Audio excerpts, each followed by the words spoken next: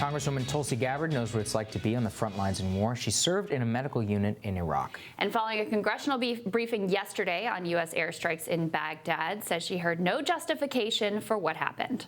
I just came from the intelligence briefing that the administration came and brought to Congress. Really, they provided vague comments, no justification whatsoever for this illegal and unconstitutional act of war that President Trump took. Congresswoman Gabbard joins us now to expand on this, as well as to discuss her campaign for president. Great to see you, Congresswoman. Thank you. It's great to be here. Absolutely. What can you tell us about the briefing that you received and the questions that still remain for you? I was not alone in walking out of that briefing that lasted a little over an hour in feeling frustrated that we really didn't get any information or justification for the actions that the president took. It further affirmed what we kind of knew to be true, was that this was an illegal and unconstitutional act of war taken without coming to Congress first to seek a declaration of war and make the case to the American people. And I think that's the core issue and one that we're seeking to address in the vote that we'll be having later today in Congress. So Congresswoman, Senator Mike Lee made a lot of headlines yesterday. He said basically that the administration, the briefers, were not tolerating any real questions of dissent. No. Was that your experience as well? Yeah, well, first of all, they didn't allow for many questions before they said, oh, time's up, we got to go, which on an issue of such great importance to our national security, to our men and women in uniform, to really not engage with representatives in Congress was a dishonor and disrespect to the American people across the country. I think there was, a few questions that were taken, but not really very many answers, even to some very tough and pointed questions, both about legal authorities and how it's possible that this administration is relying on a 2002 Iraq war authorization to use military force that very specifically says this is to authorize actions against Iraq, the Iraqi government, not Iran. Failed to really answer questions very pointed in that respect, as well as a number of other things, especially the lack of evidence to prove the imminence that they were speaking about. Yeah. Now, of course, tensions have been ratcheting up with Iran for some time. Why did it take this long for Democrats in Congress to act?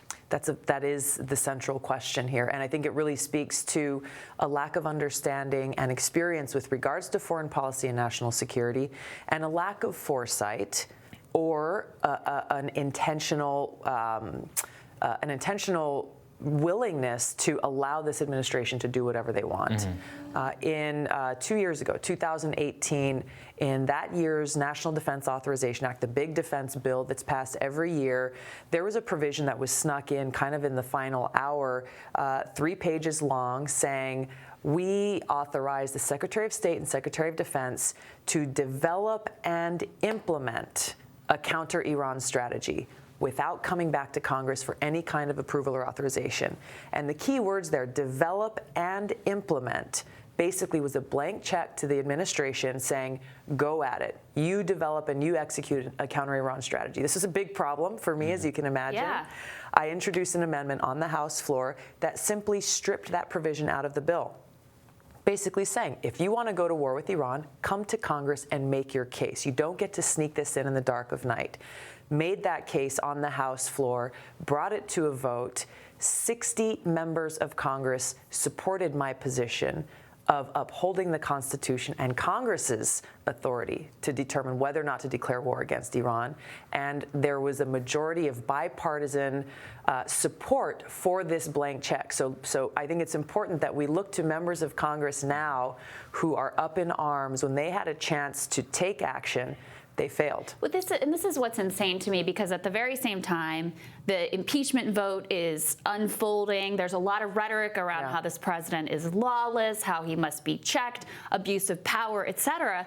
And then on the other hand, they're handing him a blank check. I mean, how do you in your mind reconcile those two things?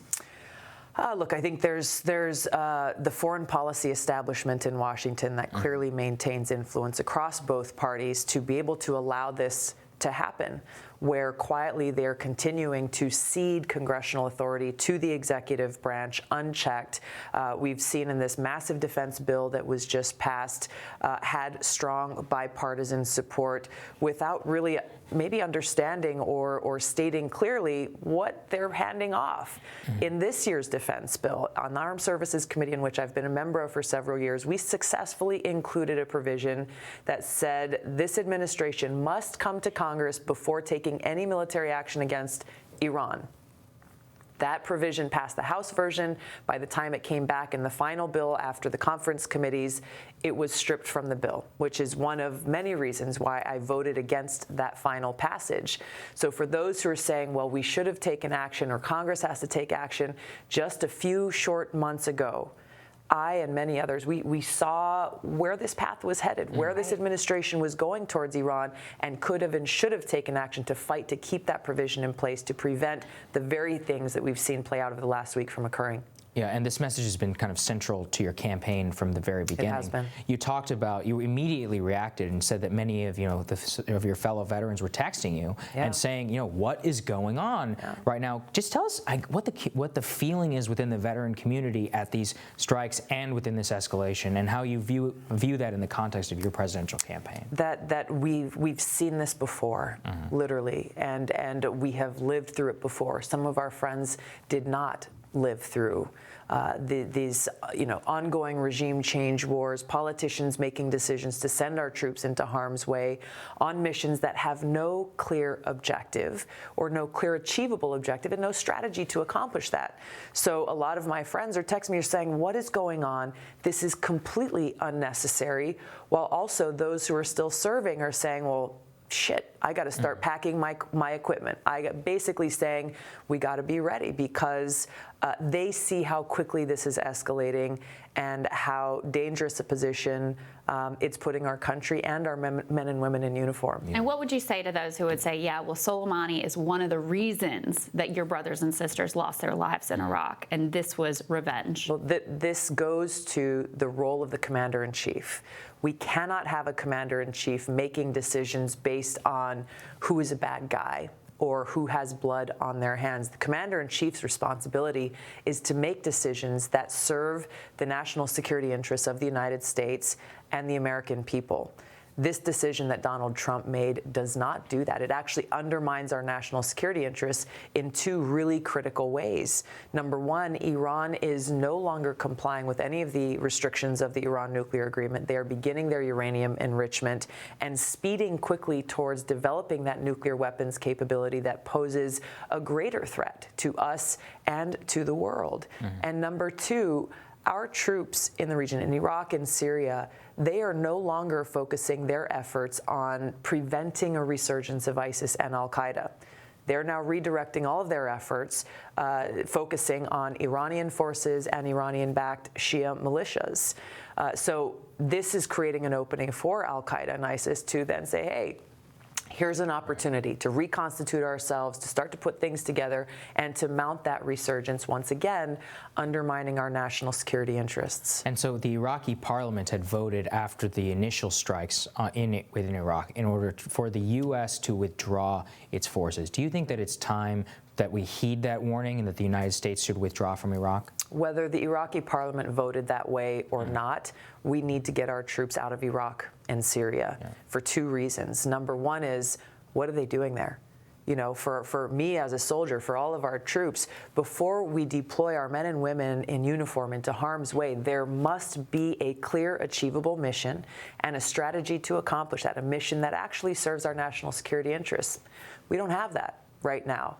Number two, the longer we have our troops in Iraq and Syria, the more they are unnecessarily in harm's way, and the more likely it is that we end up seeing another quagmire of a war that will continue against Iran and continue to escalate, with us asking the question and not getting an answer about what is this all for?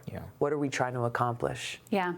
One of the places you made that case this week very clearly and compellingly was on Fox News, for which you got some criticism online in particular, as you are used to getting, I'm sure. But I just wanted to give you a chance to explain your thinking in going on Fox News. It's something I've done as well. And honestly, I feel conflicted about it. I go on, I feel like, you know, we need a voice of progressive values. We need a voice of resistance as president on Fox News, which has millions and millions of viewers. On the other hand, at times I feel like I'm being used and weaponized as part of their propaganda against Democrats, et cetera. How do you think about that? How do you think about balancing where and when and how to go on Fox News? I think it's important. I think it's important to be able to share this diversity of views and messages everywhere across the country, and not just shut out a huge segment of the population. Just in general, for me, I'm running for president, and I'm asking for the opportunity to serve all Americans in this country, and I will bring my message everywhere on every platform, whether it's Fox News, MSNBC, or CNN, or here on the Hill, on the Rising. And the thing is, what I'm saying to you here today is the exact same thing I've said on Fox News. It's the exact same thing I said on CNN yesterday. And look, they're giving me a platform to speak to millions of people, one of whom is Donald Trump, to deliver this really important message about making sure that our leader, specifically our president, is making decisions that actually serve our national security interests. And I think that's critical. I think the people who criticize you for that don't watch your appearances because they would value the critique that you offer there and are allowed to offer there. I think if you did. Well, any critical thinking is often anathema to such people. But thank you, Congresswoman. Thank you, Congresswoman. Great to see you both. Nice to see you. Coming up, last year a piece in the Washington Post simply asked what Andrew Yang means. The author of that piece in the book, The Souls of Yellow Folk, he shares his observations on what fuels Andrew Yang's staying power. That's when Rising continues.